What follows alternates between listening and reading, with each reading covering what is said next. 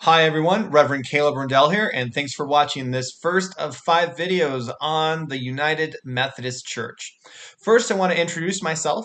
I have been United Methodist since my birth, and planning on remaining United Methodist until my death while I'm on this side of eternity. And our theology, our concern about social issues and the world around us, and our history are a huge part of who I am. I've been a United Methodist pastor for 11 years now, going to be 12 here before too long, and I've been an ordained elder in the church since 2015. This is the first of what will be 5 videos. The next video is going to cover our church structure, also known as polity, and also how pastors are appointed to churches in the United Methodist Church. And then the next 3 videos will focus on things that are specific about our theology and our beliefs. This first video is a history, very brief, of our Methodist flavor of the church. Now, I use the term flavor. You might have a question about that. I use this term specifically because I like to think of the church as a giant ice cream shop that Jesus keeps. And all our different churches are different flavors in the ice cream shop. We have some things in common: cream, sugar, milk, other things. There are non-dairy things in there. There are things that are ice cream-esque. There's sorbet, there's sherbet, gelato, all sorts of good stuff in Jesus's ice cream shop. There are different toppings and add-ins in this ice cream shop. And all these different flavors and all these different types of things, one, they're Jesus. They belong to Jesus. It's his ice cream shop. And they each resonate with someone different. Doesn't mean one's better than the other. It's just a matter of flavor. What flavor of the church resonates with you? Our Methodist flavor resonates with me, and I would assume watching this video, it resonates with you. Now, of course, you are welcome to email me any questions that you have after watching this video. My email is pastor@frutaumc.org. So send me those questions after watching this video. Now, to talk about the history of the church, I want us to go way back. Now, we're not going to go all the way back that we could, but we're going to go back 2,000 years to the very beginning of the church. Now, this history is going to be very oversimplified. We're going to move very quick across centuries, and there's going to be a lot of generalizations. So if anything catches your eye, dig into it more, Google it, read up on it, find reputable sources, and educate yourself on things going on in the history of the church. And we're going to go all the way back to the early church right after the death of Jesus. And that's because I want to map out for us how our current flavor and place in the church is connected to the earliest of church that Jesus starts. How our history and where we are today go back all those 2,000 years to the first disciples of Jesus. So we're going to start in maybe the year 26 or the year 30, right after the death of Jesus. The church begins, and you can read about that all in the Bible in the book of Acts. And hopefully you're following along with the Acts challenge that we're doing on our social media channels with a video for each chapter of Acts each day in the month of February. Now, for the first few centuries of the church, there is a lot of debate and controversy, usually around who Jesus was and what Jesus was about and the nature of Jesus. And a lot of different groups and flavors spring up in these first 4 centuries. There's Gnostics, there's Nestorians, there's Arians, there's lots of different things. However, none of those flavors really stick and make it to the current day. So we're not going to talk about them. We are going to talk about the 4 main branches or flavors of the church that you still find today. So even though we're moving quickly, there's lots of things that come up in the history of the church that don't make it into the present day, so we're not going to cover them in this very brief video. And that's true right from the get-go. The first centuries of the church, lots of different flavors and lots of different types of churches and followers and beliefs popping up. Some of them last a while, some of them don't last very long, and a lot of them don't make it into the present day or even past the first few centuries. Okay, so all that's going on, but for the first 400 years, the church is kind of unified and together and cohesive and kind of operating and relating to itself across different geographies as one group. However, in 451, there is a church council in a place called Chalcedon, which today is in the suburbs of Istanbul in Turkey. And 451 is the first great big split or schism in the church. This split is over Christology, which is the theology around kind of the nature and character of Jesus. And it's a deep issue that we won't get into here because it is super deep and is its own video series. But there is a split, and this kind of has a geographic lean to it. Churches in the East become what we now know today as Oriental Orthodoxy. These are churches that are sometimes known as the Coptic churches that you find in Egypt, Ethiopia, Eritrea.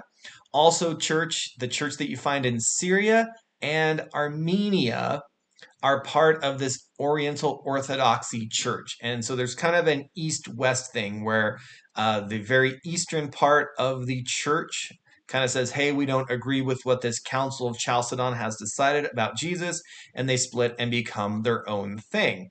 The rest of the church adopts the statements and the beliefs of the Council of Chalcedon and continues on its way. Okay? And to clarify, because we're going to hear this word again, orthodox means right belief. Now, just because certain churches have that label to them, of course, every church believes they're orthodox because every church believes that they have right belief. No church is out there that's like, yeah, we know this belief is wrong, but we're going to do it anyway. Because that's not how humans work. If we believe or do something, we usually believe or think that it's right, especially when we organize ourselves into systems and structures. So even though we use this term orthodox to refer to two, spoiler alert, flavors of the church, every church would label themselves as orthodox, because if they didn't, then they would change those things. And those are, labels we apply to ourselves. Anyway, so just so that's said, they're used mainly for convenience in talking about these two flavors of the church. So we got one flavor, the Oriental Orthodox churches or the Coptic Church. And then in 1054 is another schism, sometimes known as the Great Schism, again between East and West. And this schism has some theology around it, but also a lot of politics over who's in charge. And the Western Church, that we now know as the Roman Catholic Church, is in the west of Europe and the Western Mediterranean, and they believe that the Bishop of Rome, also known as the Pope, is the supreme head of the church. The eastern part of the church disagrees with that, and there is a split between East and West. The Western Church is known as the Catholic Church, the Roman Church, and the Eastern Church is now known as the Orthodox Church or Eastern Orthodox Church. And remember, the Oriental Orthodox Church is also still out there doing their thing, not a part of this schism.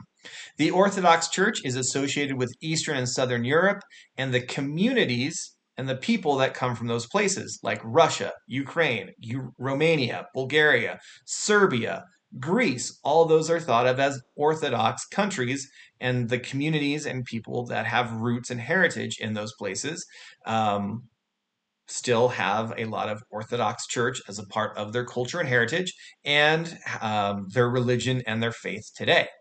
The Roman Catholic Church has spread globally with European colonialism and empires in past centuries, and that is the Catholic Church you find around the world today, here in the United States and Latin America and Africa and all over the place. And of course, you can find Orthodox churches in a lot of places too. We have them here in Western Colorado in Mesa County. You can find Oriental Orthodox Church and Coptic churches all over the place too. When I lived in Denver, I would walk to my local United Methodist church, and I would walk right by a Ethiopian Coptic church. They would be going to church as I would be leaving, and we'd pass on the street. So even though these churches have some geographic things rooted in their history, in today's globalized world, you can find all three of those big flavors of the church over them, all over the world. Now, I mentioned that there are four big flavors of the church. And now we're going to get into the one that is very complicated. And that is the flavor of the church that we belong to. And that is the Protestant Reformation. So, in Western Europe, the Roman Catholic Church is doing its thing for the next 5 centuries. And throughout that time, there are different movements and flavors and types of things that spring up, but they are usually suppressed, usually violently and politically, and they don't last. But for the centuries leading up to the Protestant Reformation in Western Europe, things are simmering. And in 1517, the Protestant Reformation pops off, famously with Martin Luther in Germany. And then things get wild. When Luther starts things in Germany, the Catholic Church cannot keep things under control as they had in centuries past. And there's Lutheranism in Germany, and that spreads in the Germanic world. John Calvin and Zwingli are in Switzerland. There's a whole bunch of what's known as Anabaptists, related to today's Baptists, but a little different. There are a whole bunch of Anabaptists running around everywhere doing their own thing. The Protestant Reformation is a little chaotic and it is complicated. So we're not going to get into it here. Okay. But so at this point, by the 1500s, we have the four main flavors, or branches of the church that we know today established: the Oriental Orthodox Church, the Eastern Orthodox Church, the Roman Catholic Church, and the Protestant churches. Okay, now, so we are part of the Protestant Church as Methodists, so that is the branch that we are following. In 1534, England gets in on the action when King Henry VIII, known for a whole lot of other things, but he also establishes his own church in England called, creatively, the Church of England, and breaks with the Pope in Rome. In the United States, we know this church as the Episcopal Church. Globally, they are known as the Anglican Church and have a global communion of Anglican churches around the world. We, as Methodists, come from the Church of England and the Anglican Church, and we're going to get into that story here. So, you're following. Our church history traces to the early church starting after Jesus, to the western part of the church in 451, to the Catholic part of the church in 1054, and then to the Protestant Church of England in 1534. Now, we're just going to skip ahead 2 centuries to the 1700s in England, and we're going to meet the guy who is the founder of our Methodist Church and our Methodist movement, and that is a guy by the name of John Wesley. He lived in England, except for 2 years in Georgia that we're going to talk about here in a bit, in the years 1703 to 1791. The father of John Wesley and his family were very religious. In fact, his father was a clergy person in the Church of England. John, as he grows up, is very academic. He's very educated, very well read, and very smart. Also, a great speaker and writer, and he himself follows in kind of the family trade and becomes a priest in the Church of England after his education. And here's something interesting. John Wesley remains in the Church of England until his death. It was not his wish or his desire, or he felt his calling to create a new flavor of the church, to create a new movement. His wish, his calling was to revive the Church of England that he had been born into.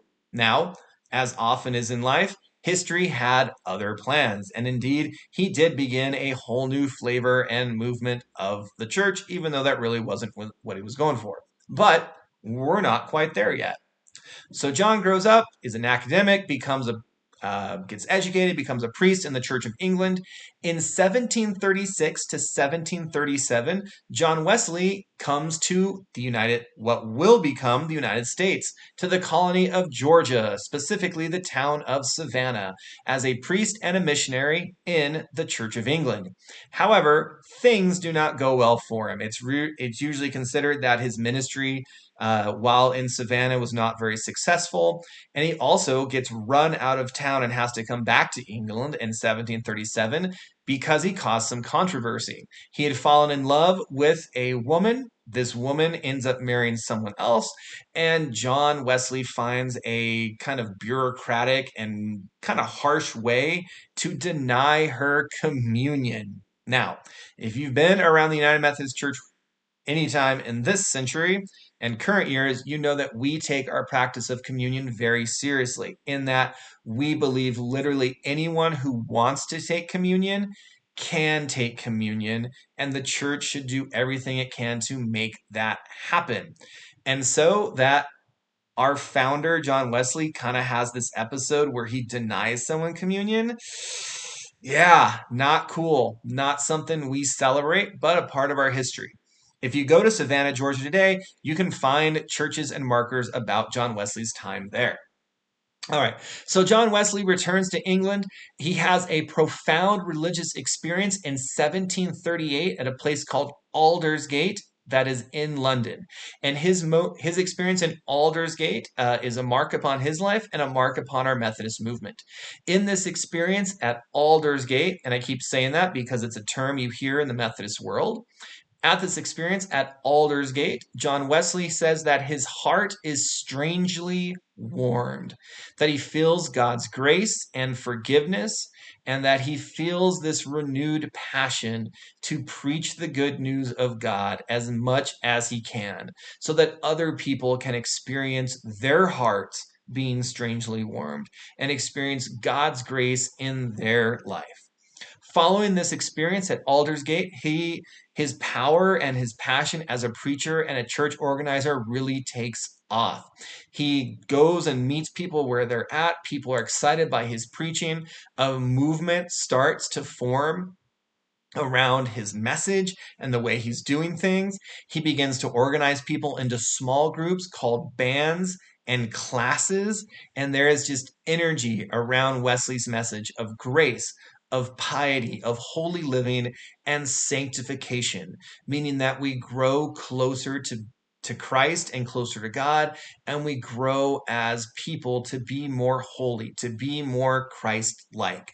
This movement grows in England. It's reaching people that the Church of England wasn't reaching. It's meeting people where they're at, in fields, in towns, in coal mines, and everything.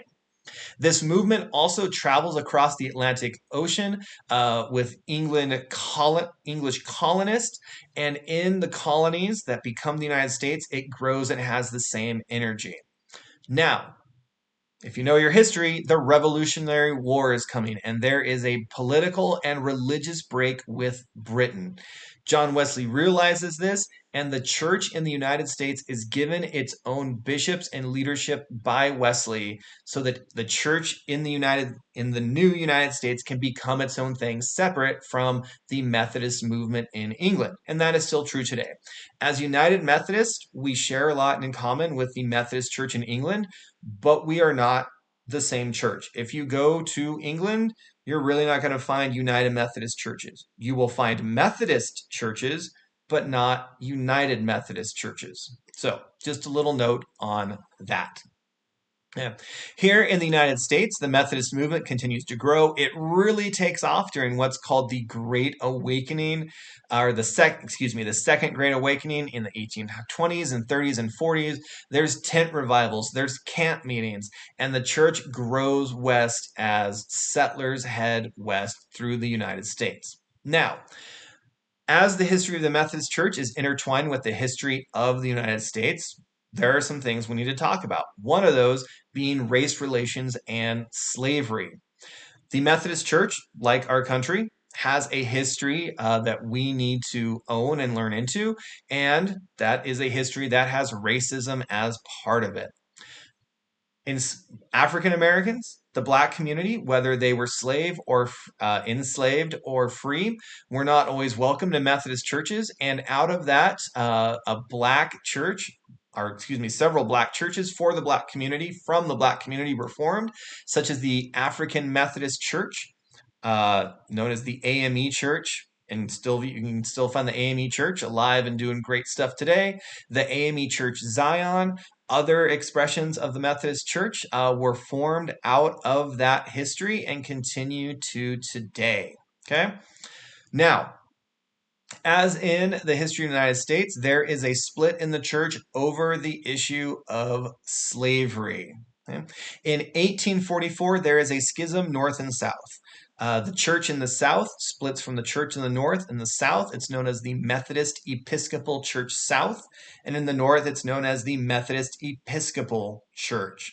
Now, if you want to know why the word Episcopal is used, you're going to have to watch our next video about church polity and structure.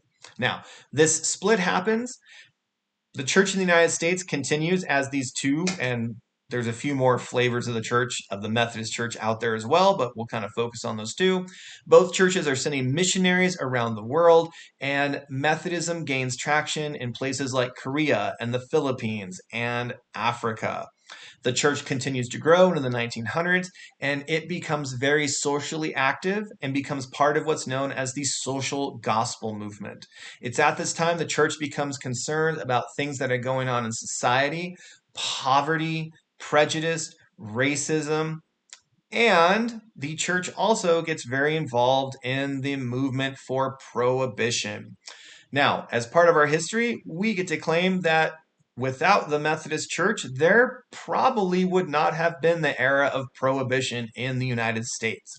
If you go to Washington, D.C. today on Capitol Hill, you will find the Methodist building, which is built right across the street from the Capitol and the Supreme Court. And one of the reasons it was built there is so that the church could actively lobby for the cause of prohibition. Sorry, America, that's on us. Our bad. Didn't really work so hot.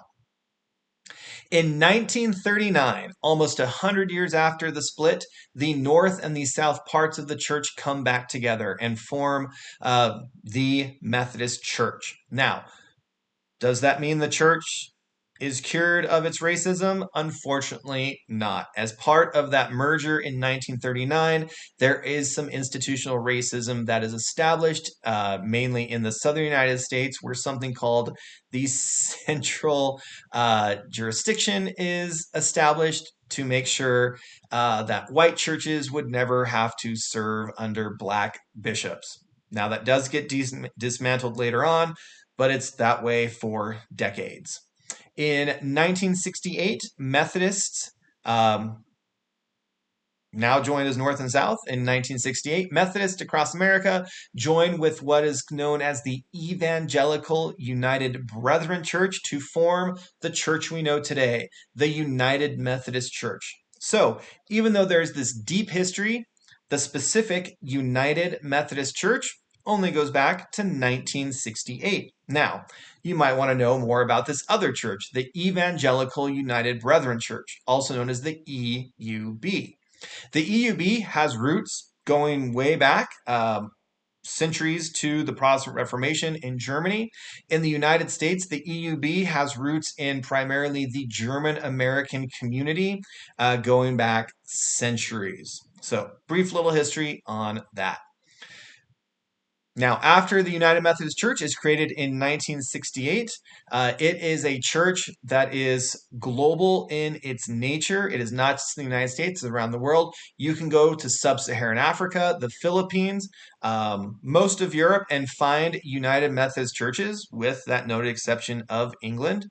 However, other parts of the world have Methodist churches that are not part of the United Methodist Church. If you go to Latin America, you will find what are known as evangelical Methodist churches, still very Methodist, but not part of our United Methodist churches.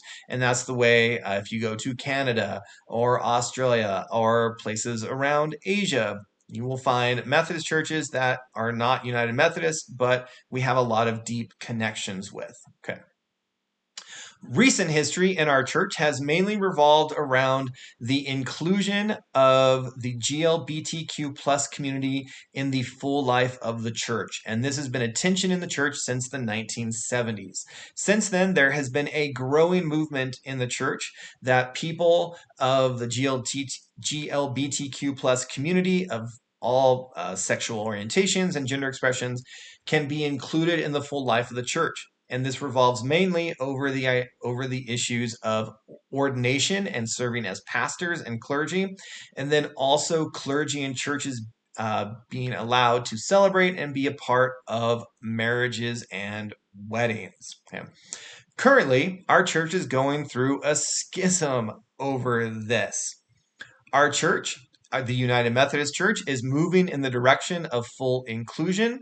Our church, Fruita United Methodist Church, is part of what's called the Reconciling Ministries Network, which is that part of the church which fully includes people in the life of the church. We recognize and we have clergy who identify as GLBTQ+. Here out west in our Mountain Sky Conference of Utah, Colorado, Wyoming, and Montana, our bishop, Bishop Karen Oliveto, is the first openly out GLBTQ plus bishop in pretty much all of United Methodist history. And just recently, in the past year, a new denomination has formed as part of the schism. That part of the church that is not inclusive has split itself off into a new denomination called the Global Methodist Church, meaning that most likely here in the near future, our United Methodist Church will become fully inclusive of everyone who identifies as GLBTQ plus. So that is a brief overview of our history. That's where we at today. You probably got some questions. Of course, email these to me, pastor@fruitaumc.org. And I want to leave you with this question. We've talked real briefly in 26 minutes about the history of the church. What about the future? What do you think God has in store for us? What kind of future will we make for the church for generations to come? What can we do with the power and the partnership of God's Holy Spirit to be the church that God calls us to be in this current moment? And when this moment's history, how are we going to be that church that God calls us to be? Thanks for watching. Be sure to watch next week when our second video will go into the church's structure and polity and governance. And we're also going to talk in there how pastors like myself get appointed to churches and ministries in our United Methodist Church. Thanks for watching. Take care.